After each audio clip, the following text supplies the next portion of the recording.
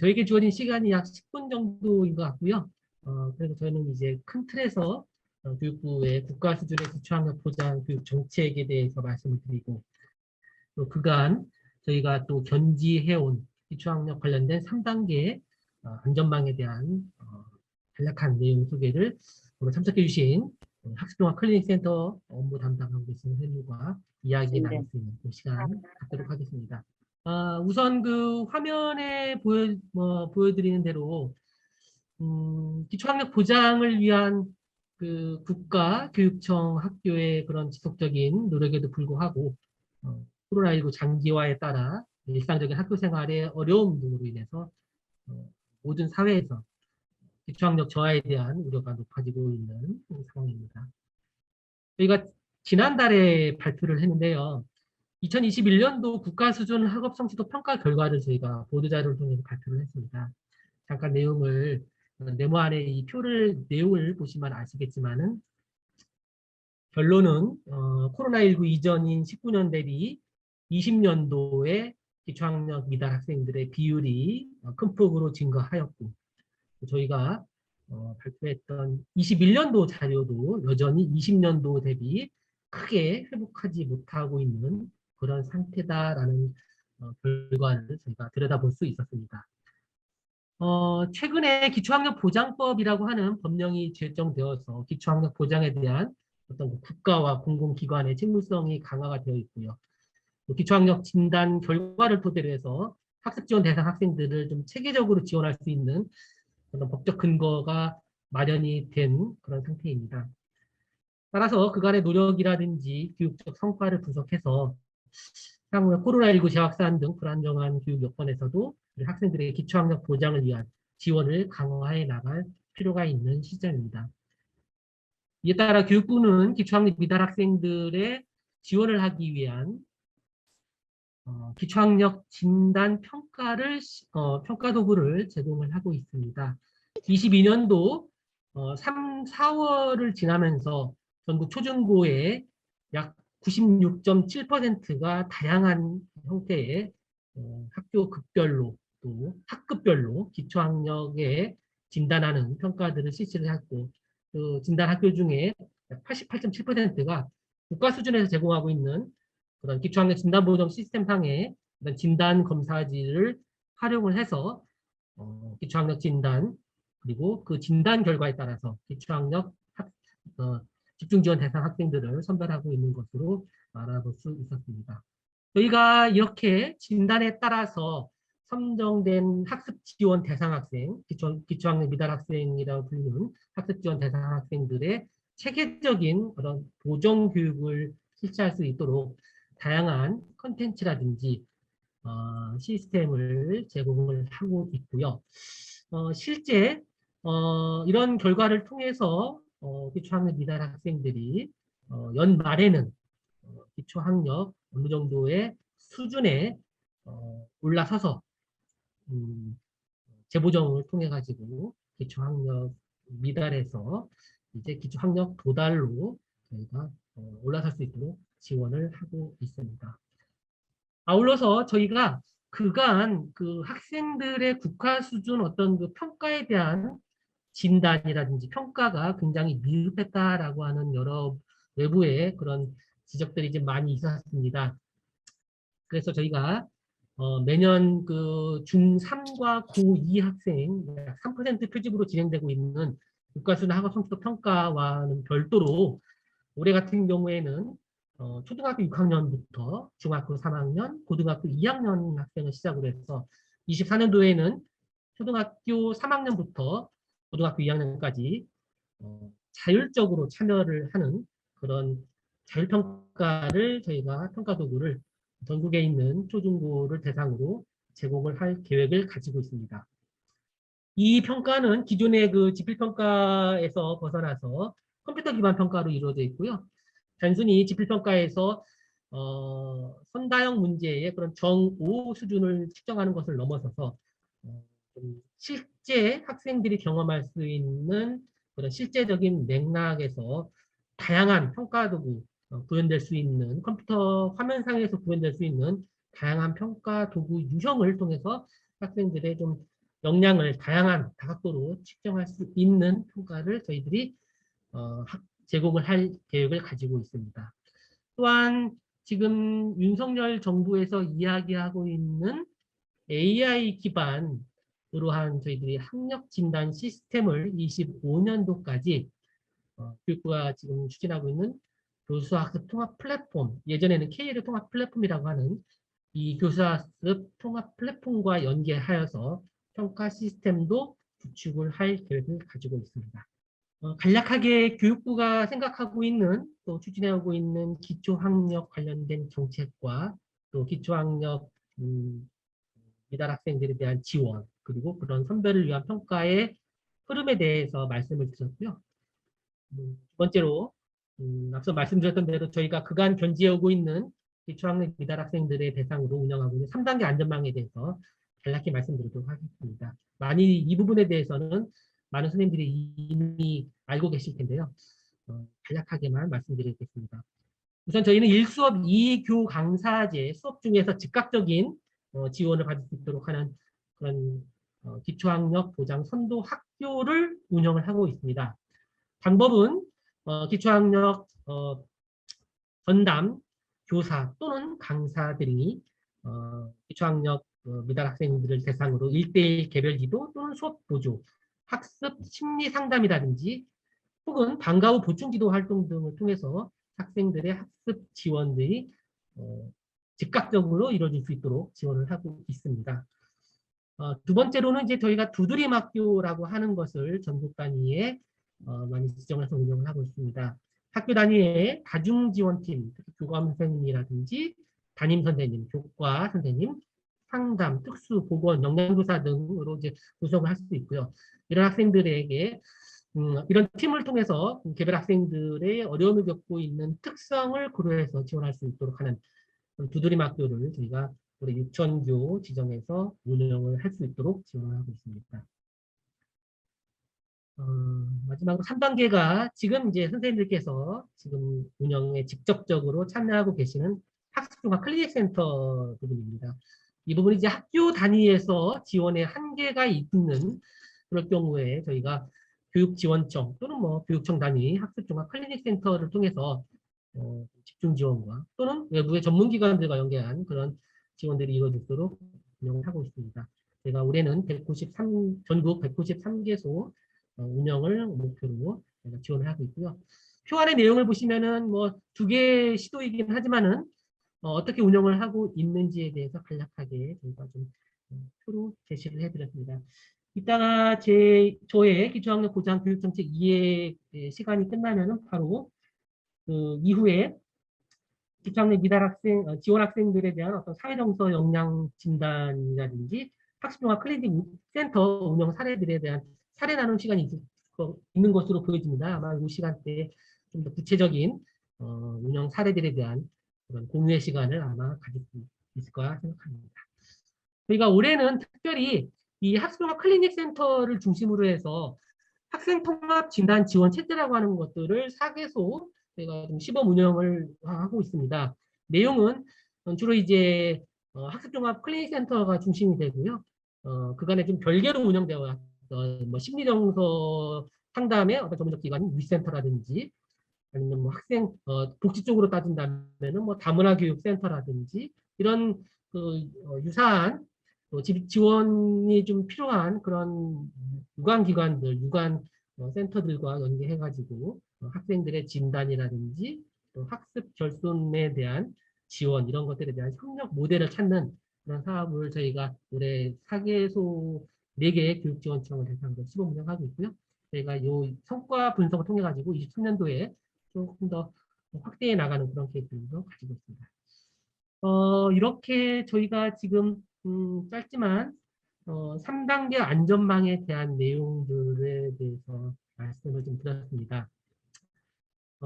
몇 가지 제가 우수 사례 형태로 해가지고 교실안 1수업 2교 강사 또 학교 안에서 운영되고 있는 두드림 학교의 운영 사례들 그리고 지금 오늘 이 자리에 계신 학습종합 클리닉 담당 센터에서는 어떤 것들을 운영을 하고 있는지에 대한 우수 사례를 잠깐 표로 좀 제시했습니다.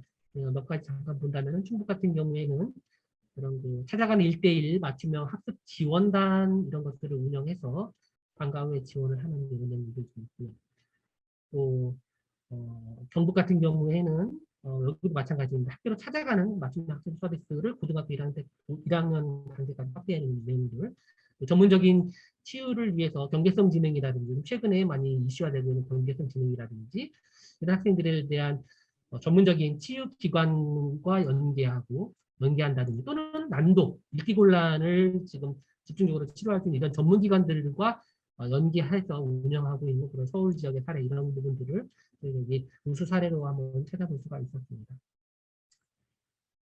다들 아시겠지만 코로나19가 이제 2년을 지나서 올해 3년째로 되고 있고 최근 들어가지고 다시금 재확산도 우려가 좀 염려가 커지고 있는데 해외에서도 마찬가지로 우리나라뿐만 아니라 미국이라든지 영국, 독일에서도 보면 학생들의 이런 그 코로나19로 인한 그런 학습 결손, 또 기초학력 보장, 교육 여건 개선을 위해서 다양한 형태로 노력들을 하고 있고 또 집중적인 예산 투자라든지 인력 지원들이 이루어지고 있는 면들도 저희들이 확인할 수 있었고요. 이에 따라서 저희도 작년 같은 경우에는 이제 교육 회복 종합 방안이라고 해서 작년 하반기 때 발표를 하고 집중적으로 이제 교과 보충이라든지 또 대학생들을 활용한 뭐 튜터링이라든지 다양한 형태로 지금 학교 학생들의 학습 결손과 기초학력 이런 부분들에 대한 집중 지원을 지금 추진을 하고 있고 현재도 지속적으로 지금 그 내용은 운영되고 있는 것으로 마지막으로 유네스코에서도 지금 그 142개국 대상으로 코로나19에 대한 그 국가적 대응 방안들을 분석을 했고요. 그에 따라 가지고 각국에서 노력해야 될 주요 과제들을 도출하고 있는데 그중에 대표적인 것이 바로 이제 학습 결손입니다. 학습 결손 완화 그리고 그 학습 결손 회복을 위한 기초학력 보장을 위한 국가적인 차원의 노력이 필요하다라고 하는 부분들에 대해서 유네스코에서도 지금 지적을 하고 있는 상황입니다. 지금 제가 말씀드릴 부분은 이제 다 말씀을 드렸고요. 그 학교가 지금 굉장히 이제 힘듭니다. 저도 뭐 지난 2년간 코로나19로 인해 가지고 그 선생님들 같은 경우에는 학습뿐만 아니라 학생들 학습지도 생활지도뿐만 아니라 이제 방역까지 또 다른 업무까지 도 과중하게 부담되다 보니 어찌 보면은 이런 기초학력 미달 학생들에 대한 어떤 지원이라든지 조금 더 이전과는 조금 좀 촘촘한 손길이 뭐 닿고 싶지만은 또 굉장히 힘든 부분들이 없지 않아 있을 것 같습니다. 이러한 학교나 또 일선 학교 선생님들의 그런 어려운 부분들을 도와줄 수 있는 그런 세심한 손길이 지금 지원해 줄 수 있는 부분이 바로 이 자리에 앉아 계신 종합 클리닉 센터에서 운영을 맡고 계신 이런 선생님들의 그런 세심한 손길이 아닐까라고 생각을 하고 있고요. 이런 그 지원들, 단위학교와 학급의 그런 기초학력 미달 학생들에 대한 세심한 지원의 손길이 잘 펼쳐질 수 있도록 저희 교육부도 학습종합 클리닉 센터의 지원에 있어서 열심히 지원을 하도록 하겠습니다. 오늘 이 시간이 2시간으로 긴 시간은 아니지만은 학습종합 클리닉 센터를 운영하는 데 있어가지고 전국적인 운영 사례라든지 또 운영에 대한 그 필요성 이 부분에 대해서 같이 공감과 전문성을 가질 수 있는 그런 시간으로 됐으면 좋겠습니다. 저희도 열심히 듣도록 하겠습니다. 고맙습니다. 감사합니다. 네, 안녕하세요. 금파중학교 김인경입니다. 저는 사회정서 학습으로 대학에서 박사학위를 받고 사회정서 학습과 관련된 연구를 계속 하고 있고요. 그리고 평가원에서 사회정서 학습과 관련된 과제들에 좀 참여한 것을 계기로 오늘 발표를 맡게 되었습니다. 그러면 네, 도대체 사회정서 역량 진단이 왜 필요한지 말씀을 드리도록 하겠습니다. 사회정서 역량에 대해서 좀 최근 들어서 더 많이 강조가 되고 있는 것을 선생님들도 느끼실 수 있을 것 같은데요. 왜 이렇게 사회정서 역량이 주목받게 됐는지 여기에 대해서 간단하게 좀 말씀을 드리고 왜 진단이 필요한지에 대한 부분으로 넘어갈게요.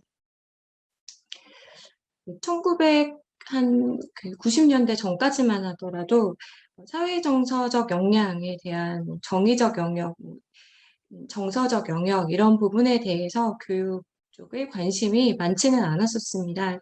그런데 인지 중심의 지식 위주의 교육에 사람들의 생각에 좀 균열을 내게 된 것이 가드너의 다중지능 이론입니다. 근데 어, 가드너가 다중지능 이론을 냈을 때 이제 사람들이 다른 지능이 있을 수 있구나 이렇게 생각을 하기는 했지만 슬로비아 메이어가 정서지능 이론을 낼 때까지만 해도 그래도 IQ가 학생들의 발달 상태를 가장 잘 나타낼 수 있는 것이고 뭐 다중지능에 대해서 뭐 어느 정도 필요성에 대해서 인식할 수는 있지만 여전히 인지적인 능력이 훨씬 더 중요하다 이런 생각들이 뭐 교육학계나 심리학계에서 지배적이었다고 합니다. 그런데 뉴욕타임즈의 기자였던 골먼이라는 사람이 다니엘 골먼이 정서지능이라는 책을 썼고요. 이모셔널 인텔리전스라는 책인데 우리나라에서는 감성지능 이렇게 번역이 됐었습니다. 이 책이 전례 없는 그 인문 사회 과학 서적으로서는 베스트셀러가 되게 돼요. 그래서 전 세계적으로 1,000만 부 이상 팔린 유일한 인문 사회 과학 분야의 책이라고 합니다. 그래서 우리나라에도 많은 영향을 미쳐서 제 기억에 이제 저는 이때 당시에 청소년이었던 것 같은데요. EQ도 중요하다. 그래서 이런 장난감을 갖고 놀면 EQ가 향상되고 이런 미술학원을 다니면 EQ가 향상되고 자신감이 쑥쑥 생기고 이런 그 광고들이 늘어나고 사람들이 감성지능이 중요해라는 이야기를 하기 시작한 게 바로 골먼의 기여 때문에 그렇습니다. 그런데 골먼은 정서지능이 중요하다. 사실 이거를 얘기하고 싶었던 거라기보다는 사회정서적인 역량에 대한 교육을 해야 된다. 이 이야기를 하고 싶어서 이 책을 썼던 거였습니다. 왜냐하면 골먼이 미국의 사회정서학습 협회의 그 창립 멤버이기 때문입니다. 그래서 사회정서 교육을 학교 전반에서 확산시키고자 이 책을 이제 쓰게 되었고, 그래서 미국에서 사회정서 학습이 급속도로 확산되기 시작을 합니다. 사람들이 정서지능에 대해서도 관심을 갖고, 또 동시에 뭐 학교 폭력이라든지 학생들의 부적응 문제 이런 것들이 사회적 문제로 대두가 되고 또 현대인들의 뭐 우울감이나 뭐 스트레스 조절이나 뭐 행복감, 뭐 웰빙 이런 것과 관련해서 삶의 질에 대한 관심이 증가를 하면서 사회정서 학습에 대한 관심이 증가했습니다. 여기에 더불어서 뇌를 촬영을 해서 해석을 할 수 있는 뇌영상 의학이랑 신경과학 분야가 발전을 해서 인간의 이 정서가 어떻게 작동하는지에 대한 메커니즘들이 좀 설명이 되고 또 정서지능이 왜 필요한지에 대한 부분들도 입증이 되면서 급속도로 사회정서 역량 교육이 팽창하게 됩니다. 그래서 사회정서 역량 교육이 어떻게 현재 진행되고 있는지 현황을 좀 정리를 해봤는데요. 그래서 미국을 보면 아까 다니엘 골먼이 창립을 한 카셀이라는 미국 사회정서학습 협회가 주도하는 사회정서학습이 확산되게 되고요. 그래서 이게 되게 좀 이 사회정서 역량 교육에서는 좀 많이 활용되고 있고 이 사회정서 학습이라는 프레임워크가 많이 인용되고 있고 활용되고 있고 그래서 사회정서 학습하면은 이제 사회정서적 역량 교육과 좀 동일하게 이렇게 받아들여지는 경향이 있는데요.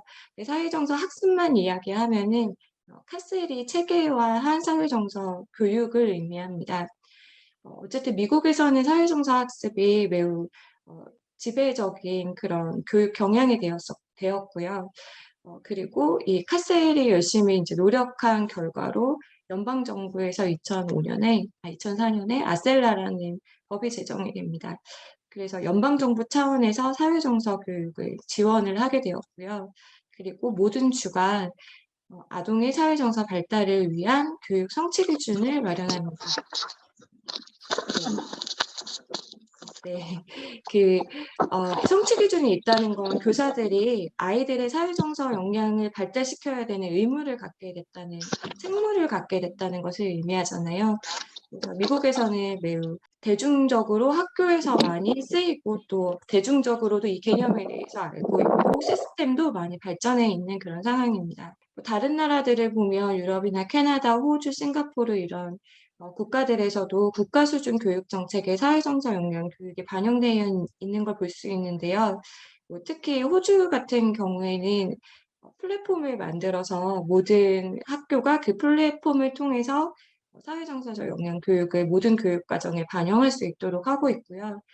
싱가포르도 21세기 인성 시민 교육 과정, 이런 교육 과정의 핵심 기초로 사회정서 역량을 설정을 해서 모든 학생의 사회정서 역량을 발달시켜야 되는 그런 국가 수준에서 요구를 하고 있습니다. 우리나라 같은 경우에는 사회정서라는 그 이름을 달고 연구가 많이 진행이 되거나 어떤 실행이 많이 되지는 그동안 않았었던 것 같아요. 그런데 2015년에 인성교육진흥법이 통과되고 나서 인성교육진흥 계획이 만들어질 당시에 인성이 무엇이고 또 인성교육을 어떻게 해야 되고 또 어떤 프로그램을 만드는지 이 사회정서 학습이 모델이 되어 주었습니다. 그리고 2015 역량중심 교육과정에서 역량을 설정하는 데도 영향을 주었고요. 최근 이제 우리의 입장에서 사회정서 역량에 좀 관심을 더 가져야 되는데 영향력을 발휘하고 있는 것은 이제 OECD인데요. OECD가 학습 대책만 2030을 발표를 했는데 이 2030의 핵심 기초로 사회정서 역량을 강조하고 있습니다. 네, 그래서 그 회원국들은 그 회원국의 아동과 학생들에게 사회정서 역량을 발달시켜야 되는 그런 책무를 지금 받고 있습니다. 책무를 갖게 되었습니다. 그렇다면 왜 사회정서 역량이 갑자기 이렇게 강조가 되고 있는가? 어떻게 보면 너무 당연할 수 있을 것 같은데요. 그 사회정서 역량이 아이들이 성공적으로 학교 생활을 하고 또 성공적으로 삶을 살아가는데 너무 중요한 요소다라는 것을 입증하는 데이터들이 너무 많이 쌓이게 된 거죠. 그래서 사회정서 역량이 좀 부족한 그런 아이들은 당연히 학습 준비도가 좀 떨어지고 학습 준비도가 떨어지니까 학업 성취도가 낮고 학업 성취도가 낮으니까 적응을 좀 잘 못하니까 친구 관계, 뭐 교사와의 관계가 잘 안 되고 개인적으로도 성공적으로 살고 있다고 느끼지 못하고 또 행복하지 않은 것 같고 이게 이제 직업 세계로 이어지고 스트레스 상황이 됐을 때 잘 일어나지 못하고 다시 회복하지 못하고 이런 것들이 서로 연관을 주면서 악순환에 빠지다 보니까 사회정서 역량이 이제 중요하다 이런 인식을 하게 된 거죠. 네, 그러면 예, 더더군다나 이제 또 중요한 거는 학교라는 공간은 사회적인 공간이고 혼자 공부하는 것이 아니라 같이 어울려서 공부하는 것이기 때문에 학교에서 더 사회정서적 역량을 강조할 필요가 있고 그리고 고학년이 될수록 여기 나와 있는 거와 같은 혼자서 학습하고 계획하고 타인의 생각과 감정을 예측하고 책임을 질 줄 알고 이런 좀 더 어려운 수준의 사회정서 역량이 필요하기 때문에 아이들에게 이걸 가르쳐 줘야만 성공적으로 다음 급의 학교 단계로 초등학교는 중학교로 중학교는 고등학교로 넘어갈 수 있다는 것들을 이제 데이터들이 증명을 하기 때문에 사회정서 역량이 주목을 받고 있습니다. 그러면 도대체 사회정서적 역량은 무엇인가? 그러니까 사회적이고 정서적인 것을 잘하는 역량이라고 할 수 있을 것 같은데요. 여기에 대한 개념은 보통 그 미국의 사회정서 학습에서 규정한 5가지의 역량을 가지고 설명을 많이 합니다. 이 5가지 역량을 이제 주로 활용하는 이유는 이 5가지의 역량이 상당히 오랜 기간 동안 많은 데이터를 가지고 굉장히 많은 그 교육과 관련된 관계자들이 협업 속에서 분류되어서 정리된 것이기 때문입니다.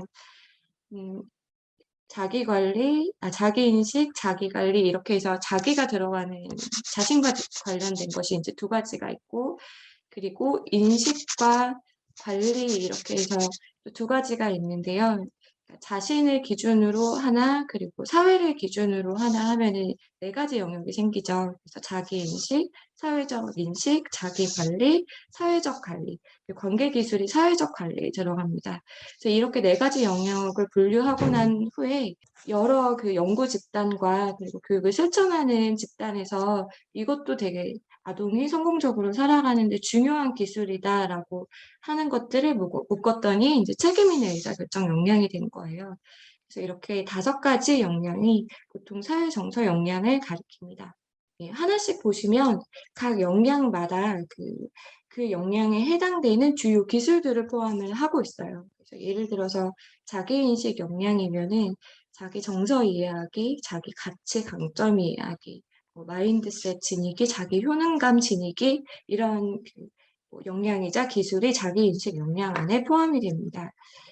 자기 관리 역량 안에는 자신의 감정을 조절하는 거, 긍정성을 갖는 거, 분노를 조절하는 거, 목표 계획 세우는 거 이런 것들이 포함이 되고요.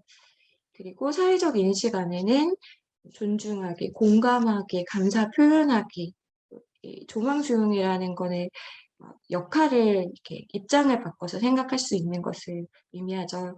이런 기술들이 포함되고 관계 기술 역량 안에는 의사소통, 갈등 해결하기, 관계 형성하기, 도움을 제공하고 받기.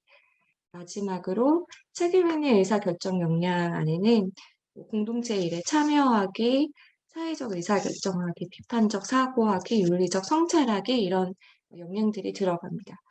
기술들이 들어갑니다. 그래서 이런 기술들이 아동이 성공적으로 학교 생활을 하는데 또 학업 그 성취도를 높이는데 어떤 영향을 주는지에 대해서 많은 연구들이 뒷받침을 하고 있고요. 이런 사회정서 교육의 필요성에 대해서 입증을 하는 가장 대표적인 연구로 보통 2011년에 수행된 카셀 연구자들의 연구가 많이 인용이 되는데요. 이 연구가 많이 인용이 되는 이유는 데이터가 매우 많아서입니다. 효과를 측정한 연구를 가지고 다시 메타 분석을 한 거예요. 그래서 수만 명의 학생들을 대상으로 다시 메타 분석을 한 결과 사회정서 학습이 사회정서적 기술이 향상될 뿐만 아니라 학업에 있어서도 향상이 된다 이런 것을 입증을 해서 미국에서도 기초학력 아동을 대상으로 사회정서 학습을 실시해야 되는 것을 법적으로 명시하고 있는 그런 상황입니다. 네, 그러면 사회정서 역량이 이제 중요하다면 어떻게 기를 수 있는지, 그리고 지금 우리 아이들의 사회정서 역량은 어떤지, 우리가 어떻게 파악할 수 있는지, 이게 중요할 것 같은데요. 이 사회정서 역량에 대해서 이걸 어떻게 교육하는지에 대해서 연구가 시작하는 그 출발 단계에서부터 사실 이 사회정서적 역량을 어떻게 진단하고 평가하는지 여기에 대한 그 연구도 거의 같이 수행이 되어 왔다고 할 수가 있어요. 그래서 지금 짧게는 20년, 길게는 30년간 많은 선행 연구나 연구 경험이나 실행 경험 이런 것들이 이제 축적이 되어 있는 상황이고, 이제 우리나라는 아니지만 축적이 되었고 거기서 이제 연구자들이 좀 도출해낸 그 결론, 시사점이라고 할 만한 것들을 이제 우리가 살펴볼 수 있을 것 같은데요. 제가 방금 말씀드린 것처럼 이 사회정서 역량에 대해서 평가를 하려고 하는 그 노력이 그동안 되게 많이 이루어져 있었기 때문에 서양에서는 또 OECD에서는 상당히 그 체계적인 평가 시스템을 현재 갖추고 있습니다. 예를 들어서 미국을 보시면 이런 그 사이트들이 있어요. 그래서 이런 포털을 통해서 사회정서 역량을 평가하고 계획하고 실행하고 결과를 검토하고 또 관리할 수 있는 루브릭을 포털 사이트에서 제공을 하고 있어요. 그래서 사회정서 학습을 실행하려고 하는 교사나 관리자나 교육자들이 이런 포털 사이트를 통해서 자료를 얻고 또 조언도 얻고 그러고 있고요. 그리고 또 그 랜드 연구소에서 학생들의 연령, 문화, 발달, 특성에 맞는 다양한 평가 도구들을 제공을 하고 있습니다. 그래서 학교의 특성에 맞는 그런 평가를 실시할 수 있는 그런 상황이고요. 그 OECD에서도 최근에 이런 프로젝트를 실시하고 있어요. 옛날에는 피사라고 그래서 인지적인 능력만 측정을 했었는데 이제는 사회정서 기술 평가를 하기 위한 연구를 마쳤고 이제 실행 예정에 있습니다. 우리나라 같은 경우에는 기초학력 지원 대상 학생들을 대상으로 먼저 국가 수준에서는 진단 도구를 개발한 그런 상황입니다. 그래서 이제 결론적인 거를 말씀을 드리고 싶은데요. 도대체 사회정서 역량 진단이 왜 필요한가? 어, 연구 경험을 이야기하고 있는 거는 어, 현장에서는 매우 이 진단에 대해서 필요성을 느끼고 있고 목말라 하고 있다는 겁니다. 너무 당연하게 이게 중요하고 그래서 측정해야 된다는 거에 대해서 매우 요구도가 이제 높다는 거죠. 근데 오히려 이제 문제가 되는 거는 정확하게 무엇을 측정하고 싶은지, 왜 측정하고 싶은지, 어떻게 해야 교육 목표에 부합하는지, 그리고 평가 결과를 학부모에게 어떻게 이해시키고 협조를 얻어낼 수 있는지, 데이터를 어떻게 활용할 것인지, 이런 그 구체적인 사안들이 더 문제라는 것이었습니다.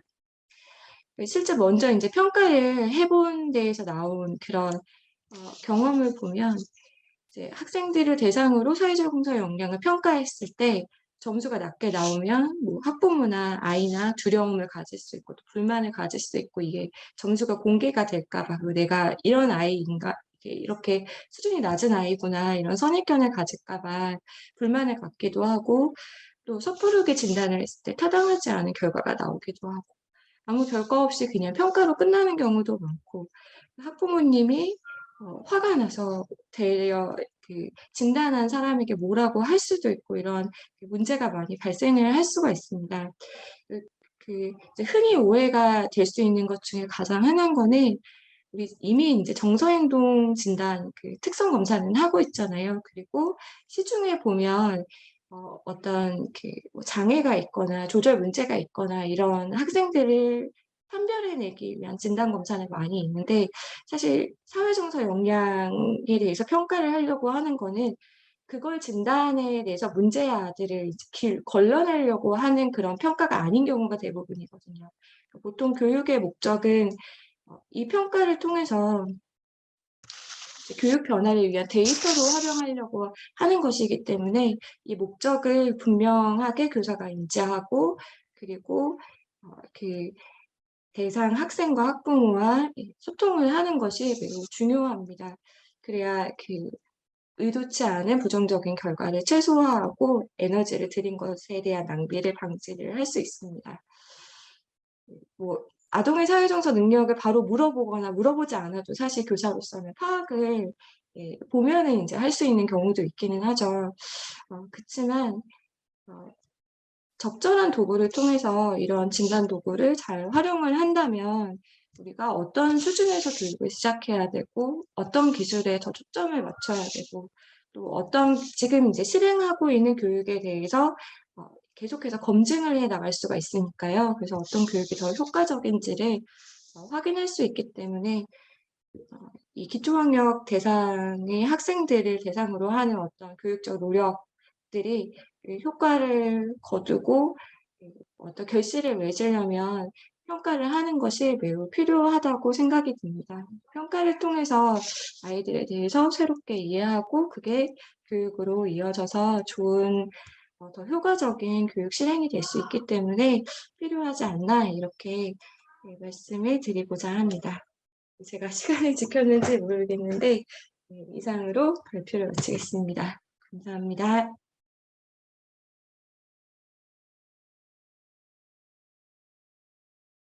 저희는 대전학습종합클리닉센터는 그 본청에서는 고등학생을 지원하고 있고요. 그 동서부 지원청에서는 초, 중 학생들을 지원하고 있습니다. 그래서 이번에 선생님이 말씀하실 때 그 본청에서 하고 있는 좀 고등학생 위주의 어떤 그 사례가 하나 있었으면 좋겠다고 하셔서 저희 코칭단 선생님의 사례를 하나 가지고 제가 발표를 하도록 하겠습니다. 이 친구는 일반계 고등학교 1학년 여학생인데요. 그 중학교 1학년 때 부모님의 이혼으로 지금은 어머니와 함께 거주하고 있는 상태입니다. 근데 초등학교 때까지는 그래도 어느 정도 수업을 따라갔다고 해요. 근데 중학교 때부터 거의 그러니까 학습 행동을 하지 않게 된 그런 경우입니다. 그래서 뭐 본인의 얘기로는 중2 때부터는 영어를 제외하고는 모두 다 찍기를 하고 그냥 잠을 잤다 이렇게 얘기할 정도로 학습 행동을 전혀 하지 않은 친구였는데 이 친구의 경우에 이 코칭 선생님이 접근하시는 방법으로는 정서를 물론 정서적인 부분을 같이 다루기는 하되 그 부분과 학습을 어떻게 보면 융합시켜서 그냥 같이 정서가 해결된 다음에 학습을 해야 된다 이런 차원이 아니라 동기 면담을 활용해서 어떻게 보면 이 친구는 학습을 통해서 오히려 정서가 좋아진 그런 케이스라고 설명을 하셨습니다. 그래서 제목도 공부를 하니 마음도 편해졌어요 이렇게 잡으셨는데요. 어떻게 지원하셨는지 한번 쭉 살펴보도록 하겠습니다. 저희는 이제 센터에서는 학교에서 센터로 학습 컨설팅을 신청하시게 되면 전문 상담사가 그 학교로 직접 나가서 학생들을 대상으로 몇 가지 검사를 실시하게 됩니다. 그래서 MLST와 SCT 그리고 개별 면담을 통해서 그 대상 학생들을 그 검사 결과를 토대로 선별하게 되고요. 그때 이제 담임 선생님들이 제공하시는 기초 자료나 이런 걸로 또 추가적으로 필요한 정보를 얻게 됩니다. 그래서 이제 이 친구들을 학습 코칭으로 연계할지 아니면 조금 더 심층적인 바우처 기관으로 연계할지 이런 것들을 선별하게 되는데요. 그래서 이제 아마 시간이 지금 많지 않은 관계로 제가 간략하게 좀 진행을 하도록 하겠습니다.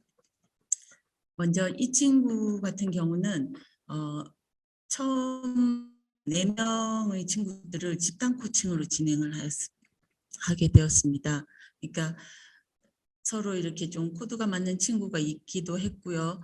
그 같이 이제 집단으로 할 때 또 어떤 시너지 효과를 기대한 부분도 있었고 또 그렇게 함으로써 그 안에서 진짜로 좀 더 심층 지원이 필요한 친구들을 선별할 수 있기 때문에 이런 방법으로 우선 진행을 하였고요. 그 다음에 나머지 8회기에서 17회기까지는 개별로 개인 코칭으로 주 1회 코칭을 진행하였습니다.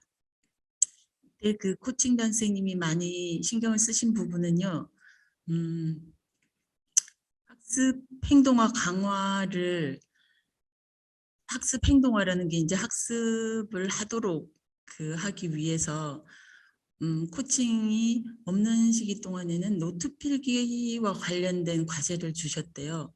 그래서 이 친구가 뭐 이렇게 알록달록 꾸미고 예쁘게 그렇게 하는 거를 그 집단 코칭을 할 때도 잘 하고 했었기 때문에 그런 부분에 좀 착안을 해서 노트 필기를 처음에는 이 친구가 직접 하기보다는 잘 필기한 친구의 노트를 이렇게 베끼는 것부터 시작을 해서 그런 과제를 제시했을 때 이 친구 다들 안 해올 경우에도 이 친구가 꼭 해왔다는 그 얘기를 하시더라고요. 그래서 그리고 그 외 시간은 단톡방을 만드셔가지고 카톡으로 이 학생에 대해서 꼭 이렇게 하루 뭐 이런 안부도 물으시고 또 어떤 걸 했는지 그런 것도 확인하시고 그러니까 결국 코칭을 일주일에 한 번 들어가시지만 그 외 장면에서도 좀 이렇게 간간히 뭐 단톡방에서 이렇게 연락을 하면서 아이들하고 관계를 유지하셨다고 합니다. 근데 지금 이제 요 친구가 반응이 상당히 잘 따라왔던 친구인데요. 그래서 지금 그 코칭단 쌤이 하신 그 3단계의 그 학습법을 우선 그 노트를 베끼는 요 단계에서 자습 시간에 얘가 맨날 뭐 엎드려 있고 뭐 할 게 없어요 이런 얘기를 하는데 할 게 생긴 거예요. 우선 그날 배운 걸 노트 필기를 하는 겁니다. 그래서 그 필기량이 이 아이한테는 뭔가 가시적인 행동 결과, 학습 행동 결과가 이렇게 눈으로 볼 수 있는 게 나타남으로써 자기 보상물 같은 역할도 하고요. 그다음에 2단계 때는 우선 필기한 거를 반드시 읽어보고 그 다음 수업을 듣는 것도 얘기하셨고요. 또 한 가지는 이제 그날 들어갈 수업 전에 그 목차라도 오늘 어떤 내용을 할지를 한번 훑고 들어가는 부분 그 얘기를 해주셨는데 거기에서 이제 기대하시는 바는 그 미리 읽음으로써 선택적 주의력이 발생하게 하고 그리고 뭔가 내가 한번 그래도 들어본 게 나옴으로써 수업 참여도 더 높이고 그리고 실제로 노트 정리를 하면서 또 내가 수업 시간에 들었던 거를 그 맥락을 또 이해하면서 이렇게 적고 함으로써 복습의 효과가 있고 이렇게 말 그대로 그 예습 수업 듣기 그다음에 복습 이런 식으로 유도를 하셨거든요. 근데 이게 과연 얼만큼 이 친구가 따라올까 했는데 사실 상당히 효과적으로 이제 진행이 됐던 겁니다. 그래서 이제 3단계는 좀 더 나아가서 코넬 노트법 이런 효과적인 정리법 같은 것도 알려주시고 그래서 요 세 가지 단계를 통해서 결국 이 친구가 시각적 그런 주의력 그런 걸 이용해서 주의 집중력도 향상되고 실제로 반복 학습을 통해서 그 장기 기억화하면서 그걸 또 인출하는 거 그리고 평소에 이런 학습을 통해서 이제 실제 시험 대비 기간에 어떤 그 뭔가 내가 좀 공부를 그동안 전혀 이렇게 놓고 있다가 뭔가 해왔다는 그런 부분 때문에 상당히 그 시험 불안도 그때 처음 느꼈다고 합니다. 공부를 안 할 때는 내가 뭐 잘 쳐야지 이런 마음이 전혀 없고 찍고 자는 수준이었는데 이렇게 한 과목이라도 이게 전체를 이렇게 한 건 아니고요. 한 과목이라도 이렇게 함으로써 얘가 이렇게 했는데 못 치면 어떡하지 이런 생각을 그때 처음 했다고 그렇게 얘기를 하시더라고요.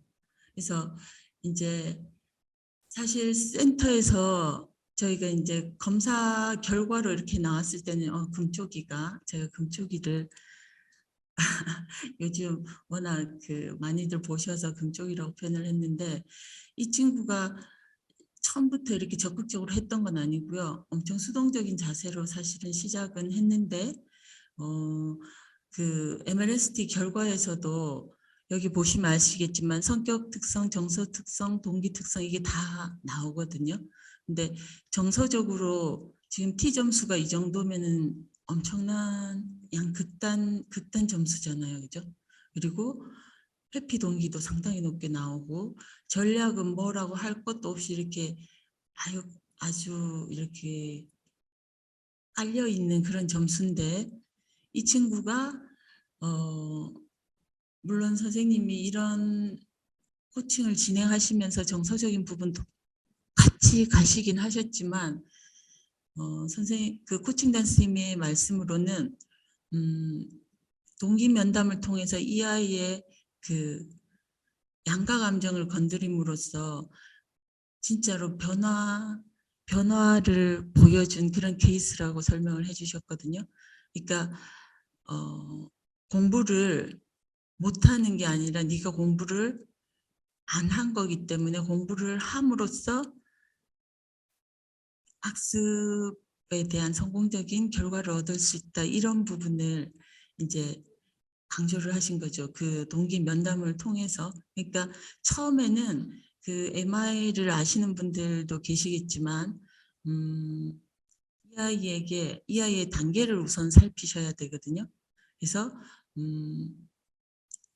인식을 하고 있는 단계인지 그러니까 숙고냐 숙고 전 단계냐 그거를 보시고요. 얘가 변화 단계 중에 일단 그 코칭 선생님 보시기에는 지금이 이제 인식을 하고 있는 단계라고 보고 행동 변화를 원하고 있는 단계라고 보시고 거기서부터 시작을 하셨다고 합니다. 그래서 그 학습 행동에 대한 양가 감정이 생기도록 하고 싶은 마음도 있지만 또 이걸 내가 왜 해야 돼? 그러니까 지금 금쪽이 같은 경우는 그 부모님의 이혼과 관련한 어떤 약간 반항심 이런 것도 있었고요. 중학교 1학년 때 엄마가 학습적으로 엄청 뭐랄까 좀 개입을 많이 하셨던 모양이에요. 그러면서 그때 이제 거의 뭐 친구들하고 이렇게 몰려다니면서 학습 행동을 아예 이렇게 손을 놓은 그런 케이스였거든요. 그래서 뭐 영어만 엄마의 친구분이 지인이 하시는 그거라서 그거는 그만두고 싶었지만 못하고 계속했다 그런 얘기를 했다고 합니다. 그래서 어쨌거나 그 친구가 한번 노트 정리를 하고 와서 뭐 공부량은 증가하지 않았지만 그래도 뭔가는 지금 본인이 학습 행동을 하고 있다 이런 거를 인식하기 시작했다고 합니다. 그래서 또 본인이 얘기하기로 스스로 이건 한 얘기인데 핸드폰 사용하는 습관이 좀 방해가 된다. 그러니까 사실 뭐 모든 친구들이 이 부분을 많이 얘기하는데요. 이 금쪽이가 본인의 어떤 공부의 걸림돌을 이렇게 얘기했다는 것 자체가 이 내면에 그래도 공부를 하고자 하는 욕구가 이렇게 있다는 그 부분, 그죠? 그거를 이제 금쪽이도 인식하게 이렇게 함으로써 상당히 이제 긍정적인 저기를 보신 거죠. 근데 이제 적극적으로 자극 통제 전략을 개입하시진 않고요. 아직 얘가 전적으로 이렇게 실행 단계에 들어간 게 아니기 때문에 이제 이런 단계를 계속하면서 이런 말도 간간히 했대요. 뭐 중간에 안 해올 때도 있고 뭐 그런 미끄러질 때 그럴 때도 있었지만 공부를 해도 성적이 오를지 모르겠다. 이런 말도 했다는 게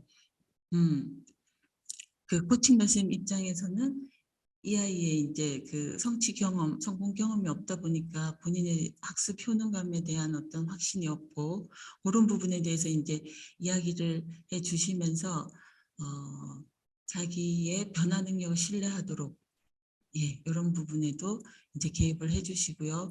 그리고 실제로 이제 기말 시험에 대한 걱정을 하고 뭐 그런 얘기를 할 때 시험에 대한 얘가 그 시험 불안을 느꼈다는 거는 엄청 큰 신호라고 생각을 하셨다고 합니다. 공부를 안 하는 친구는 이런 부분이 전혀 이렇게 보이지 않으니까 그래서 그런 부분에 있어서 어떻게 하면 좀 시험에 대한 불안을 좀 낮출 수 있지 이런 얘기도 해주시고 그래서 계속 금쪽이와 이 자습 시간에 대한 부분에 대해서 끊임없이 이제 얘기 나누시면서 계속 동기 면담으로 접근을 하셨고요. 그리고 나중에 이제 그런 얘기도 했다고 합니다. 드디어 주말에도 노트 필기 못한 거 밀린 거를 그때 뭐 했다 이런 얘기들이 나오기 시작했다고 합니다. 그래서 이제 그때 이제 시간표 방학 기간 동안 어떻게 시간표를 수립하고 어떻게 할지 뭐 수학은 어떻게 할지 영어는 어떻게 할지 이런 것들을 금쪽이하고 같이 이야기를 했다고 합니다. 그 중간쯤에 이렇게 한번 MLST를 다시 하게 됐는데요. 제일 많이 변화를 보인 게 역시 노트 필기 부분에 있어서 사전과 이제 사후 점수에 상당히 이렇게 변화를 보였다고 합니다. 네. 그리고 정서적으로도 상당히 내려갔죠. 그죠? 이건 부적 관계가 있으니까 이렇게 다운될수록 좋은 거니까 회피 동기도 마찬가지고요. 그래서 선생님도 사실은 이 정도의 어떤 결과가 나올지를 기대를 못 하셨는데 그 부분에 있어서 엄청 이렇게 대견해 하시고 그리고 뭐 수학으로 이 친구가 이제 수학을 완전 포기한 상태에서 이렇게 했기 때문에 그 정말 본인의 수준에 맞는 되게 그 왕초보 관련된 그 인터넷 강의 그런 거를 신청해서 듣도록 이렇게 유도하시고요. 그다음에 그 보상 관리도 많이 신경을 쓰셨다고 합니다. 그래서 부모님하고 상담을 할 경우에 이제 부모님께 그러니까 어머니께 그런 말씀을 드린 거죠. 그 어떤 외적인 보상도 좀 필요하다. 뭔가 잘 했을 때 그런 폭풍 칭찬과 함께 이 친구가 원하는 어떤 부분에 대해서 좀 그런 보상도 말씀드리고 담임 선생님께도 많은 격려를 부탁드리고 그렇게 하셨다고 합니다.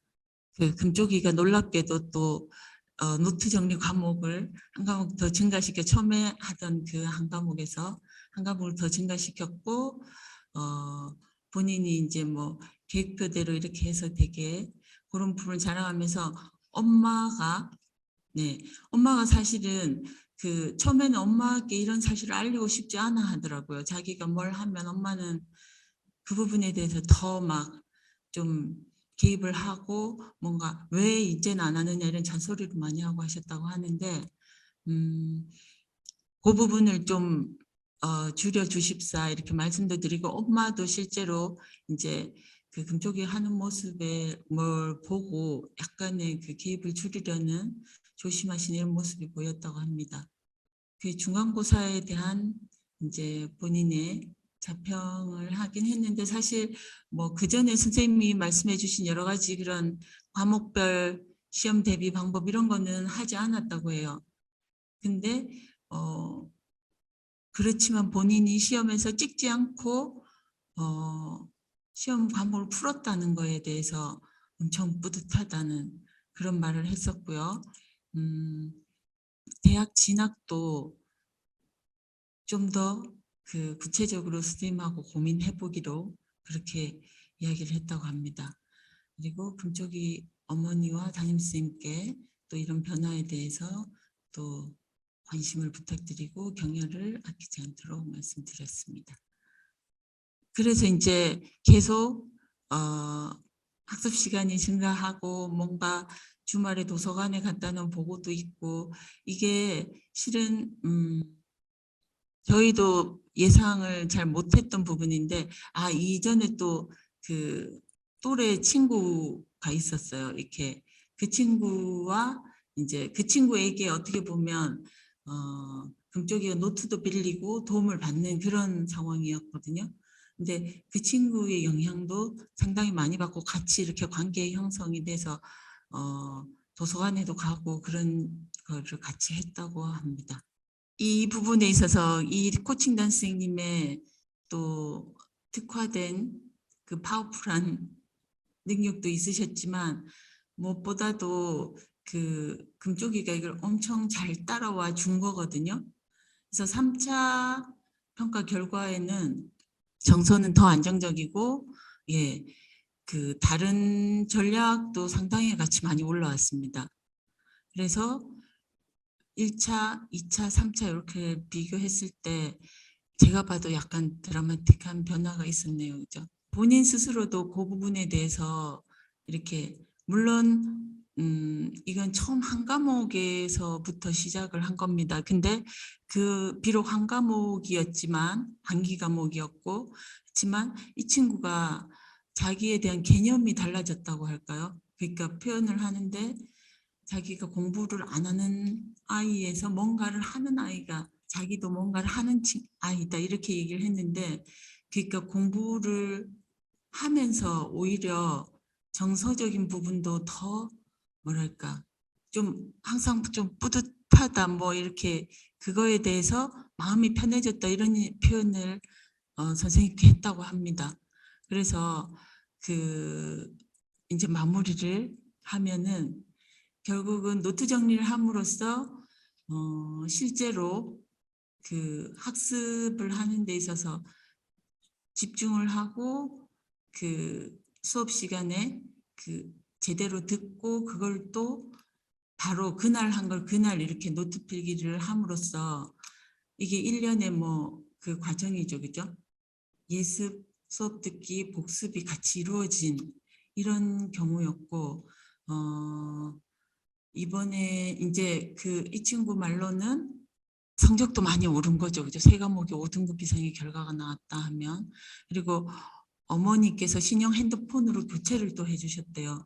근데 그것이 그렇게 예전 같이 막 이걸로 학습에 방해가 안 된다 이런 표현을 했다고 합니다. 코칭된 쌤이 말씀하실 때 이 코칭의 목표가 학습 행동량 증가다. 공부를 안 하는 친구는 우선 행동량을 증가시켜야 되는데 그게 노트 필기 이 친구 같은 경우에 노트 필기가 좀 유효했다고 하시는 거죠. 이런 식으로 이제 진행을 했다고 하십니다. 근데 이제 저도 이 사례가 참 쉽지 않은 사례인데 이렇게 결과물이 있어서 더 어쩌면 가시적으로 보여지는 부분이 있기 때문에 이렇게 발표를 하게 된 것이긴 한데요. 물론 핵심은 단지 이 친구가 뭐 학습 행동을 안 하다가 그 코칭으로 이제 공부를 잘해서 학업 성취도가 올라갔다. 이거가 핵심이다기보다는 학습 코칭단 쌤하고의 어떤 그 신뢰 관계가 형성된 것들, 그죠? 정서적인 부분, 이런 부분에 선생님이 특별히 정서가 해결이 되고 코칭으로 학습을 시켜야 된다. 이런 차원보다는 코칭단 쌤이 추구했던 부분은 학생 이런 친구들은 오히려 학습적인 부분에서 자기 어떤 자기 학습 효능감 이런 부분을 올림으로써 오히려 정서가 더 좋아질 수 있다 이런 표현을 하셨거든요. 이런 케이스가 저는 이제 뭐 고등학교 모든 아이들이 이런 건 아니지만 저희들로 하여금 정말 단 한 명도 저희들의 선입견으로 쉽게 포기를 하거나 뭐 고등학생이니까 이미 늦었다는 아니면 이미 너무나 결손이 누적돼서 다시 회복하기에는 어려움이 있다 이런 말들을 정말 보기 좋게 이렇게 우리의 선입견을 부수어주는 그런 사례가 아니었나 싶어서 여러분들께 소개시켜 드렸습니다. 코칭단 선생님이 직접 발표하셨으면 아마도 더 좀 실감나게 이 아이의 어떤 정서를 얘기해 주실 수 있으셨을 것 같은데 그 점이 약간 아쉽습니다. 감사합니다. 일단은 저희가 이 사업을 추진하게 된 이제 시작하게 된 이유부터 이제 말씀을 드리자면은 사실 우리 기초학력이 부족한 학생들은 좀 한 가지 요인으로만 기초학력이 학습 저해 요인이 있다거나 그런 경우도 있겠지만 또 되게 복합적인 요인들로 인해서 좀 어려운 학생들도 꽤 많습니다. 예를 들어서 뭐 학습 저해 요인에 대해서 상담을 해 보니까 그러니까 뭐 가정적인 배경도 있고 학교 폭력에 대한 배경도 있고 뭐 이런 요인들 다양한 요인들이 있는 것 같아요. 근데 인제 학습 종합 클리닉 센터에서 이 모든 거를 다 소화하기가 어려운 부분도 있습니다. 네.